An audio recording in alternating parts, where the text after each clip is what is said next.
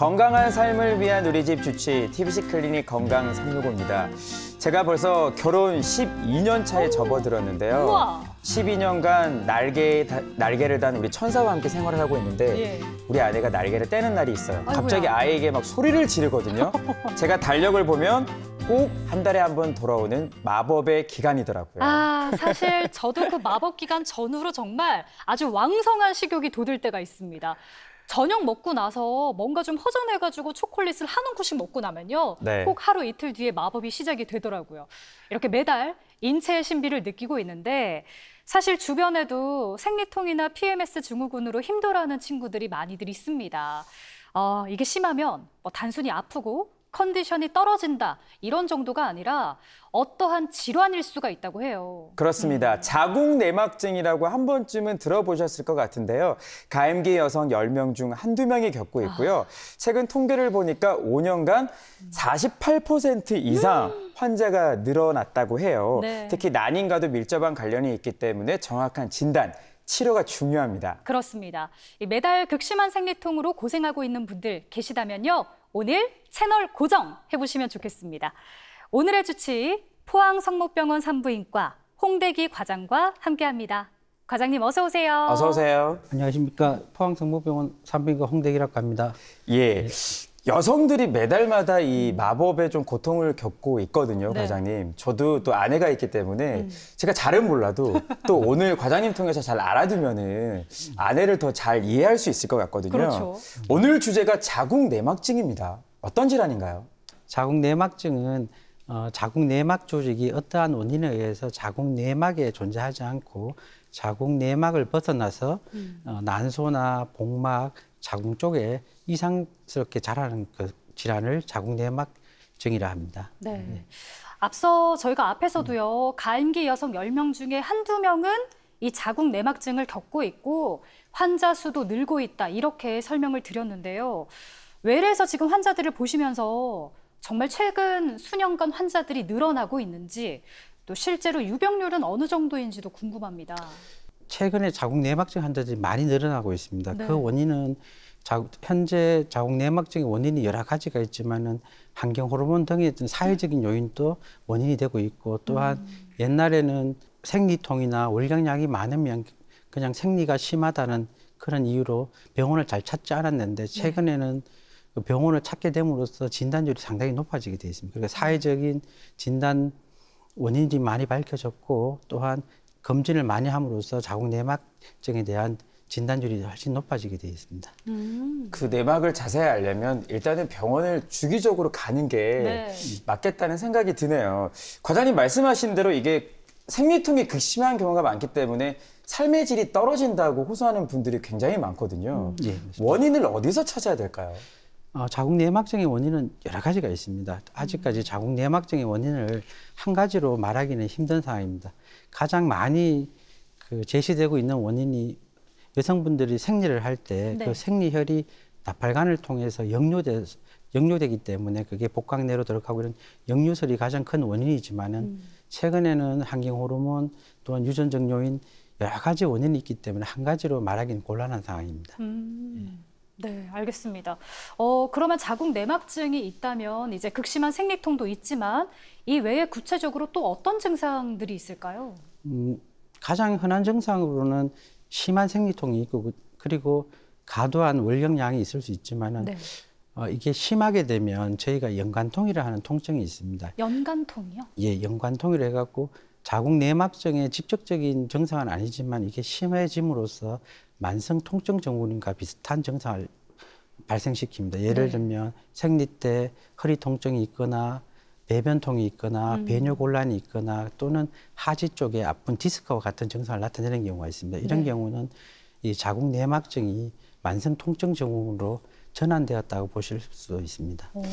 그렇군요. 아니 자궁내막증 안 그래도 제가 궁금해서 좀 찾아봤더니 네. 복강과 좀 멀리 떨어진 뭐 흉곽이나 코, 뭐 손가락 등에서도 발생한다던데 이게 맞는 내용이에요? 어머. 네, 어머나. 맞습니다. 가끔 그런 경우가 있습니다. 네. 어떤 경우에 예를 들면 젊은 여성이 생리 때 객혈을 해오는 경우도 있고 호흡곤란을 오는 경우도 있습니다. 그런 경우는 이 자궁내막 조직이 어떠한 원인에 의해서 자궁내막에서 흉곽 쪽으로 전이가 가는 경우도 있고 또는 발생학적으로 자궁 내막 조직이 흉곽에서 발생하는 경우도 있습니다. 그런 경우는 그렇게 객혈과 호흡곤란을 유발할 수 있습니다. 그리고 자궁 내막증은 우리가 이렇게 말하는 경우도 있습니다. 그 암 전 단계라고 말하는 경우도 예. 있습니다. 그래갖고 어머나. 온몸에 자궁 내막증 세포는 발생을 할 수가 있습니다. 아니 저도 이해 질 수 없잖아요. 네. 예은 씨처럼 이제 공부를 더 배틀을 하셨군요. 저희가 했거든요. 적어놨어요. 뭐라고요? 자궁 내막증하고 비슷한 질환이 있더라고요. 자궁 내막 증식증. 오? 이게 다른 질환입니까? 어떻습니까? 같은 질환인 완전 거 다른 아니에요? 질환입니다. 완전 완전 달라요. 다른 예, 완전 다른 점. 자궁 내막증은 자궁 내막 조직이 자궁 내막을 벗어나 다른 부위에 자라는 질환을 자궁 내막증이라 합니다. 네. 그러나 자궁 내막 증식증은 자궁 내막 암의 전 단계로 보시면 됩니다. 그렇기 때문에 자궁 내막 증식증은 자궁 내막 안에서 자궁 내막이 증식하여 암으로 가는 단계의 질환으로 보시면 됩니다. 그렇게 완전히 치료와 개념이 완전 다른 질환으로 보시면 됩니다. 네. 그러니까 자궁 내막 증식증은 암의 전 단계라고 지금 얘기해 주셨는데 근데 맞습니다. 자궁 내막증도 앞에서 설명하실 때 또 암의 전 단계라고 하시지 않으셨나요? 저희가 자궁 내막 증식증은 완전히 암의 전 단계로 분류를 하고 있지만은 예. 자궁 내막증은 증은? 발생하는 위치에 따라서 아. 암의 발생률이 다르게 됩니다. 네. 예를 들면 자궁 내막 조직이 자궁에 있는 경우는 자궁 성근증이라는 다른 이름으로 부를 수가 있고 복막에 있으면 복막 자궁 내막증이라고 부를 수 있고 네. 그러나 이제 이게 난소에 있으면 자궁 내막종이라고 부릅니다. 자궁에 있는 자궁 내막증과 복막에 있는 자궁 내막증은 암으로 가는 경우가 그렇게 흔하진 않습니다. 거의 드물다고 보시면 되지만은 네. 난소에 있는 자궁 내막종은 한 0.5에서 1% 정도 평생에 암으로 갈 수 있기 때문에 조직이 자궁 난소에 있는 경우는 저희가 주기적으로 검사를 하셔야 됩니다. 네. 그럼 암으로 발전할 가능성이 있기 때문에 정말 관리와 정기 검진이 더욱더 중요하겠네요. 예, 맞습니다. 보면 이제 뭐 초음파 검사라든지 이제 피 검사도 해야 될 것 같습니다. 네. 예. 저희가 자궁 내막종, 그렇게 난소에 자궁 내막증이 있는 경우는 초음파와 피 검사가 주 검사 방법이 되겠습니다. 초음파를 이용해서 난소 종양의 형태가 암과 비슷한 형태를 띈다면 적절한 시기에 수술을 해줘야 되고 또한 암 수치가 CA125라는 수치가 있는데 그 수치가 급격히 증가하거나 하면 저희가 적절한 수술을 시행해야 될 필요가 있습니다. 예, 자궁 내막증 여러 가지로 이제 또 신경이 많이 쓰이는 질환이에요. 네. 왜냐하면 여성분들 중에 특히 임신을 고려하시는 분들은 혹시나 내가 또 난임이 되지는 않을까 고민하실 것 같거든요. 네. 이게 왜 임신에 영향을 미치는 걸까요? 그 자궁 내막 증식증이 있으신 여성분들은 생식력이 한 30% 감소하기 때문에 다른 네. 동일군의 연령 여성보다는 한 70% 정도의 임신력을 가진다고 보시면 됩니다. 그 원인으로는 자궁 내막증이 난소, 나팔관, 자궁에 대한 해부학적 구조를 변경을 시키고 유착을 많이 발생시키기 때문에 정상적인 부부관계에서 정자의 이동이나 난자의 배란, 정자, 난자의 수정, 그리고 수정란이 자궁으로 가서 착상하는 이런 모든 과정을 악영향을 미치기 때문에 그 임신력이 떨어지는 것이 되고 또한 난소의 자궁 내막증은 난소 자체의 난소 기능을 떨어뜨리기 때문에 이 두 가지 전반적으로 고려했을 때 자궁 내막증을 가진 분들의 생식력이 많이 떨어지게 됩니다. 그렇군요. 30% 정도 떨어진다고 하면 꽤 많이 떨어지는 건데 그럼요. 그래도 다행인 건 이제 치료를 받을 수가 있잖아요. 자궁 내막증 치료를 받으면 난임이나 불임이 좀 어느 정도가 개선될 수 있는지가 궁금하고요. 또 치료 방식에 따른 차이가 있다면 그것도 알려주시죠. 예. 개선된다기보다는 난소는 한 번 가지고 태어난 난소 기능은 회복은 되지 않습니다. 네. 그렇기 때문에 그 난소를 잘 보존해서 난소가 더 훼손되지 않도록 유지하는 게 중요하고 만약에 자궁 내막증 때문에 불임의 원인이 된다면 그것은 그 임신하는 과정에 방해를 받기 때문이기 때문에 저희가 그런 경우는 수술을 통해서 이 임신하는 과정을 원활하게 해주는 방법이 있고 또한 만약에 난소의 기능이 떨어지고 임신 능력이 많이 떨어진다면 우리가 미혼 여성이더라도 결혼 전에 난자 채취를 권하고 있습니다. 그렇기 때문에 적절한 시기에 적절한 수술과 난소의 기능을 확인해서 여성이 적절하게 임신을 할 수 있도록 저희가 조언을 해드려야 됩니다. 예. 혹시나 과장님 병변이 뭐 작거나 암의 가능성이 없다면 그때 이제 약물 치료를 하는 거겠네요. 예, 맞습니다. 예, 좋습니다. 근데 이런 말도 제가 들어봤어요. 어떤 말이요? 폐경되면 네. 자궁 내막증 다 사라져. 아오. 그래서 뭐 치료 안 하고 그냥 방치하는 경우도 있다고 하던데. 맞아요. 제가 볼 때는 이러면 안 될 것 같거든요. 어떻습니까? 맞습니다. 잘 아시고 계십니다. 공부 진짜 열심히 하셨어요. 네, 나름 열심히 공부하고 있습니다. 자궁 내막증이라는 병은 완치의 병이 아닙니다. 그거는 평생 가지고 가야 되는 병이기 때문에 예. 이 자궁 내막증은 여성 호르몬, 생리 때 나오는 여성 호르몬의 영향을 받기 때문에 폐경이 되면 이 자궁 내막증의 악화가 멈춥니다. 그렇게 없어지는 건 아니고 멈추는 거기 때문에 예를 들면 난소에 자궁 내막증이 있어서 암의 위험을 가지게 된다면 이분이 폐경이 되더라도 그 난소 혹은 돌아가실 때까지 가지게 됩니다. 그렇기 때문에 저희가 폐경된 여성분들의 자궁 내막증은 아직은 논란이 좀 있지만은 크거나 이분이 장기간 그 난소 혹을 가지고 가야 된다면 저희가 수술을 고려하는 것도 좋은 방법입니다. 왜냐하면 지금 현재 기대 수명이 너무 많이 늘어났기 때문에 네. 그 난소 혹이 장기간 두면 암으로 전환이 가능하기 때문에 그런 걸 고려했을 때 수술도 고려하는 방법 중에 하나가 되겠습니다. 네, 알겠습니다. 그렇다면 자궁 내막증은 어떻게 진단을 하게 될까요? 뭐 초음파나 혈액 검사로 충분한지 아니면 또는 확진을 위해서 반드시 받아야 하는 검사가 있는지도 궁금합니다.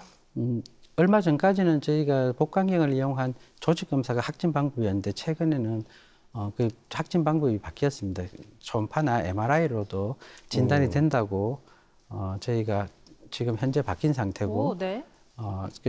우리가 피 검사는 CA125라는 수치가 있는데 그 CA125라는 수치는 원래 종양 표지자 검사입니다. 종양 표지자 검사는 암 검사인데 이 CA125는 그러나 현재 암에 아주 특화된 검사는 아닙니다. CA125가 암에도 올라가지만은 모든 염증 질환에도 올라가기 때문에 만약에 자궁 내막증을 가진 환자분이 CA125가 올라간다면 그 의미를 어떻게 보냐 하면 CA125는 여성분들이 생리 때도 올라가거든요. 네. 그 생리도 일종의 염증 작용이기 때문에 자궁 내막증 환자가 CA125가 갑자기 올라간다면 이분의 자궁 내막증의 진행이 어느 정도 됐다고 보시면 되고 그리고 염증 수치가 몸에 많이 올라가 있는 수치라고 보시면 됩니다. 검사를 통해서 이제 추측이 가능하다는 말씀이에요. 예, 어느 정도 추측이 가능합니다. 근데 자궁 내막증도요, 이 질환의 심한 정도에 따라서 이게 뭐 병기가 뭐 1기, 2기 나뉜다고 제가 알고 있거든요. 구체적으로 나뉘게 되는 기준은 어디에 있습니까? 자궁 내막증은 병기가 여러 가지가 있습니다. 나라마다 다르고 그 종류도 많고 복잡한 것도 있고 간단한 것도 있습니다. 그러나 가장 많이 사용되는 게 현재 미국 생식내분비학회에서 사용하는 분류법이 가장 많이 사용되고 있습니다. 그 기준은 1기부터 4기. 그래 환자분들이 저희가 외래에서 자궁 내막증 4기를 하면 깜짝 놀랍니다. 암 4기하고 혼동하시기 때문에 깜짝 놀랍니다. 놀라실 수 있을 것 네. 같아요. 깜짝 놀라시기 때문에 우리가 잘 설명을 드려야 되는데 자궁 내막증 1기는 이제 처음에 자궁 내막증이 시작되는 단계, 예를 들면 난소에 약간 그런 병변이 보이는 단계. 두 번째는 2기는 자궁 내막증이 난소를 침범해서 혹을 만드는 단계. 3기는 이 자궁 내막증 병변이 골반이나 복벽 쪽에 약간 유착을 발생시키는 단계. 4기는 우리가 현재 4기가 많습니다. 4기 분들은 난소, 자궁, 나팔관, 그리고 대장이 한 곳에 다 들어붙어서 저희가 이제 말을 하면 다 한 덩어리가 되는 그런 정도의 상태를 4기로 보시면 됩니다. 예, 심하게 유착되는 단계도 있군요. 예. 그렇다면 과장님, 병기에 따라서 치료도 당연히 달라질 것 같고요. 예후가 달라지는지도 좀 알려주시죠. 예, 많이 달라집니다. 예를 들면 1기 결혼하지 않은 미혼의 여성분께서 1기에 오셔가지고 진단이 되셨다면 예를 들면 난소에 자궁 내막증이 자꾸 하면 수술적 치료는 거의 하지 않습니다. 왜냐하면 좀 전에 말씀드렸듯이 여성분들의 난소의 기능은 태어날 때 가지고 태어나는 그 기능이 회복되지는 않습니다. 그렇기 때문에 최대한 난소의 기능을 훼손하지 않는 방향으로 네. 유지하면서 임신을 할 것을 권하기 때문에 암이 위험성이 없거나 크게 위험하지 않다면 작은 난소혹 같은 경우는 난소 기능을 보존하기 위해서 약물 치료를 억제하면 당분간은 더 커지지 않고 난소 기능이 보존됩니다. 그리고 나서 임신을 다 마친 이후에 그때 수술 여부를 결정합니다. 그러나 결혼을 하지 않았더라도 난소혹이 너무 크고 네. 그 난소혹들이 대장을 막아서 변비를 발생시키거나 또 수술을 하지 않고 내버려 두면 난소 기능이 급속도로 나빠질 것으로 생각이 되면 그때는 난소 기능의 일부의 훼손이 있더라도 수술을 하는 것이 적절한 치료가 되겠습니다. 예, 과장님께서 오늘 워낙 또 섬세하게 설명을 해주시니까 평상시에 진료실 모습이 저는 막 그려지거든요. 맞아요. 왜냐하면 환자분들은 또 이렇게 꼼꼼하게 설명해 주실 때 사실 안정감을 느낄 수밖에 없거든요. 마음이 편안하죠. 그러니까요. 자, 그러면 이제 구체적인 진단에 이어 치료까지 한번 살펴보겠습니다. 진단을 받았어요. 구체적으로 치료 과정이 어떻게 이루어질까요? 자궁 내막증을 진단받으면 고려해야 될 사항이 여러 가지가 있습니다. 첫째는 이분이 임신을 더 할 것인지, 그 다음에 결혼을 했는지, 그 다음에 이 자궁 내막증이 암의 위험이 있는지, 그리고 또한 폐경까지의 나이가 얼마나 되는지 이런 걸 여러 가지를 고려해서 약물 치료를 할지, 수술적 치료로 들어갈지, 아니면 경과를 관찰할지 그때 그 환자의 상황을 고려해서 결정해야 됩니다. 네, 정말 여러 가지를 다 고려해서 치료를 결정하시는 것 같은데 지금 근데 이제 수술 치료가 반드시 필요한 경우는 언제일지가 궁금합니다.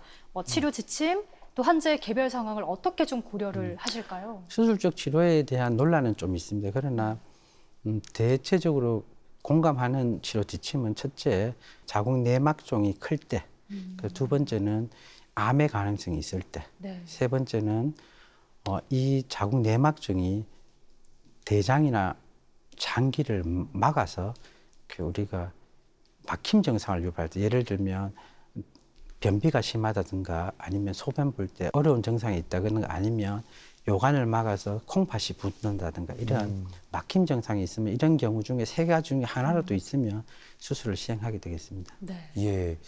요즘 여성질환 수술할 때 복강경 사용을 많이 하잖아요. 예. 자궁 내막증에도 이 복강경이 많이 쓰일 것 같은데요. 근데 또 만약에 임신 계획이 있어요.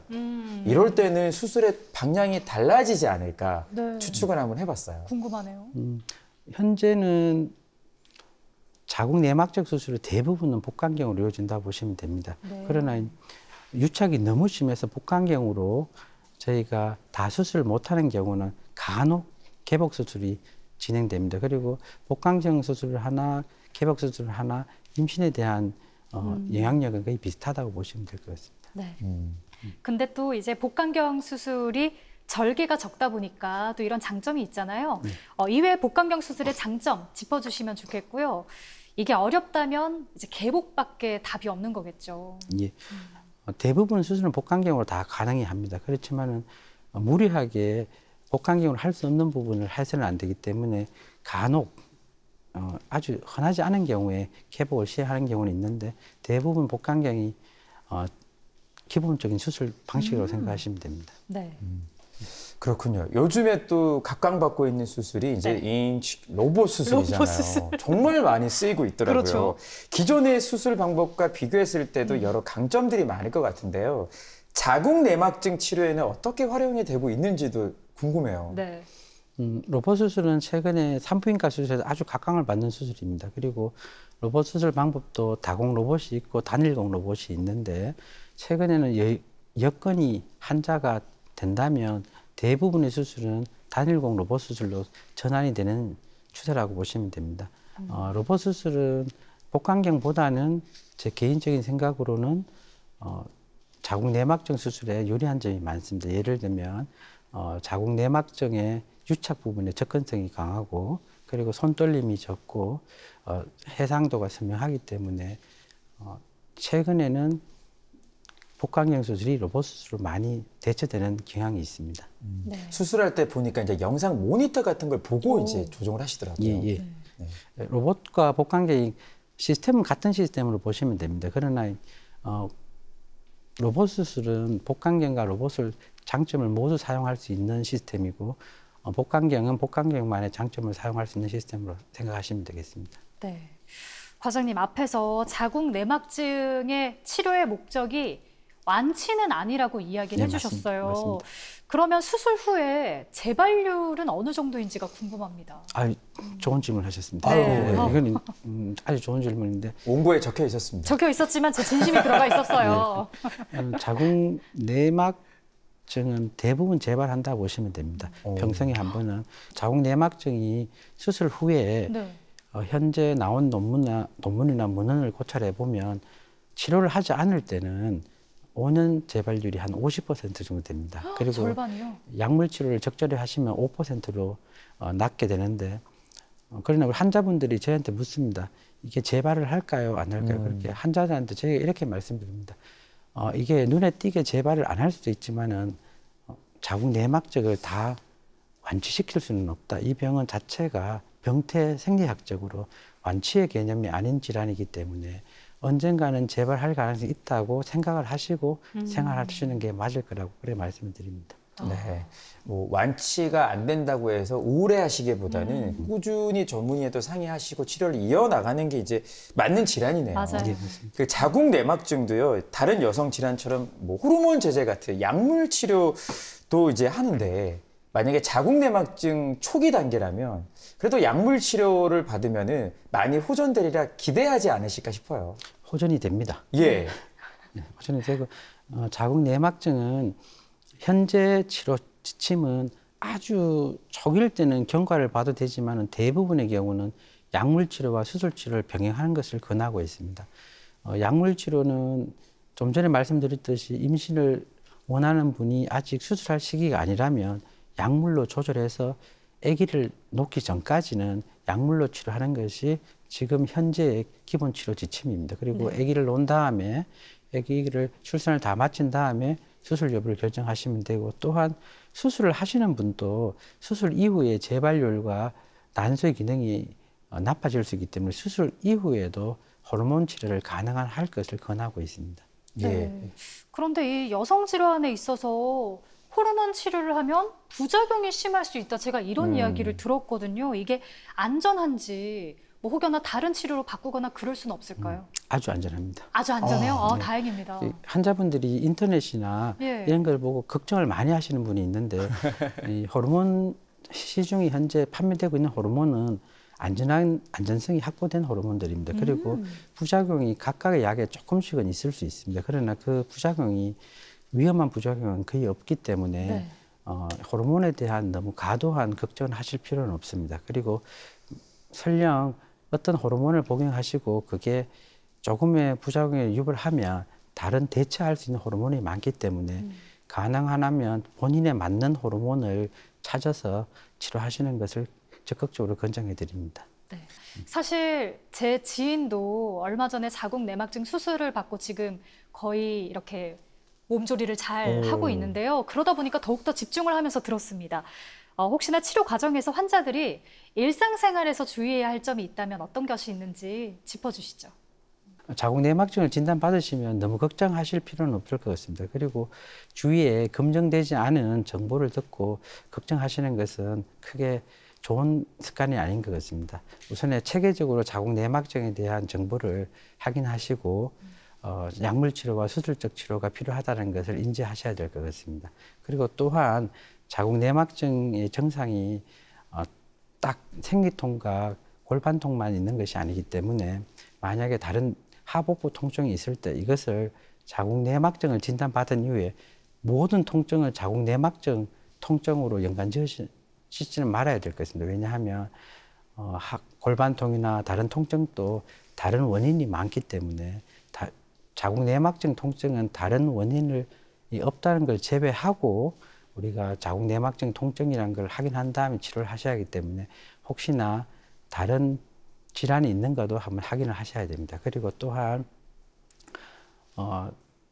자궁 내막증은 장기간 치료를 하셔야 되는 질환이기 때문에 통증의 완화가 쉽사리 되지 않는다 하여 병원을 옮기신다든가 주치의 선생님을 옮기는 경우는 도움이 별로 되지 않을 거라고 봅니다. 장기적인 추적 관찰 이후에 자궁 내막증의 변화 상태를 잘 관찰해서 적절한 치료를 하셔야 되기 때문에 가능하면 처음에 주치의 선생님과 꾸준히 진료를 보시고 그 자궁 내막증의 변화 양상을 관찰하시는 게 좋을 것으로 생각됩니다. 네, 오늘 자궁 내막증에 대해서 알아봤습니다. 이 자궁 내막증도요, 알아차릴수록 또 관리할수록 더욱 선명하게 보이니까 적극적으로 치료해 주시길 부탁드리겠습니다. 네. 지금까지 도움 말씀에 포항성모병원 산부인과 홍대기 과장님 함께했습니다. 말씀 고맙습니다. 고맙습니다. 수고하셨습니다.